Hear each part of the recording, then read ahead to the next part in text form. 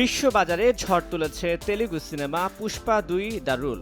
মাত্র ৮ দিনে আয় করেছে প্রায় ১,৫০০ কোটি টাকা। অ্যাকশন, টুইস্ট, রোমান্স ও নানা চমক। সিনেমা দেখে উচ্ছ্বসিত ভক্তরা। ফলাফল বছরের সেরা তো বটেই, হয়তো পেতেও যাচ্ছে সর্বকালের সেরা ব্যবসা সফল সিনেমার তকমা। কথা ছিল তেলুগু আর হিন্দির পাশাপাশি পুষ্পা আসবে তামিল, কন্নড়, মালায়ালাম ও বাংলা ভাষায়। প্রকাশ পেয়েছিল বাংলায় ট্রেলার। গান গেয়েছিলেন শ্রেয়া সহ অনেক নামি দামি শিল্পীরা। কিন্তু বিধিবাম আলোর মুখ দেখল না প্রজেক্টটি। তাই প্রশ্ন, সব আয়োজন শেষেও কেন এলো না বাংলা পুষ্পা 2?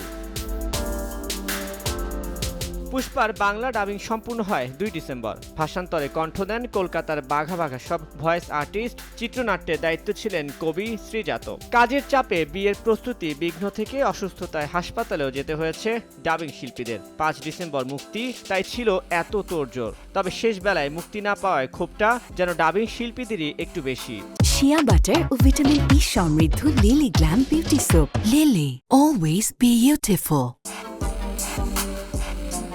হল মালিকদের দাবি, বাংলা থেকে হিন্দি সিনেমাতেই আগ্রহ বেশি দর্শকদের। প্রদর্শনীর জন্য প্রয়োজন অতিরিক্ত শ্রমের, করতে হয় আলাদা প্রচারণা, তাতে খরচ বাড়ে প্রযোজকের। আবার বাজার নষ্টের দোহায়ে ভারতেরই একাংশ চান না অন্য ভাষায় সিনেমা ডাবিং হয়ে বাংলায় মুক্তি পাক। তাই শেষ মুহূর্তে থমকে যায় বাংলা পুষ্পার মুক্তি। যদিও এই বিষয়ে মুখে কুলুপ এঁটেছেন সিনেমাটির পরিচালক ও প্রযোজক। তবে ভক্তদের আশা, সিনেমা হলে দেখা না গেলেও হয়তো ওটিটিতে ঠিকই মিলবে বাংলা পুষ্পা 2 এর দেখা।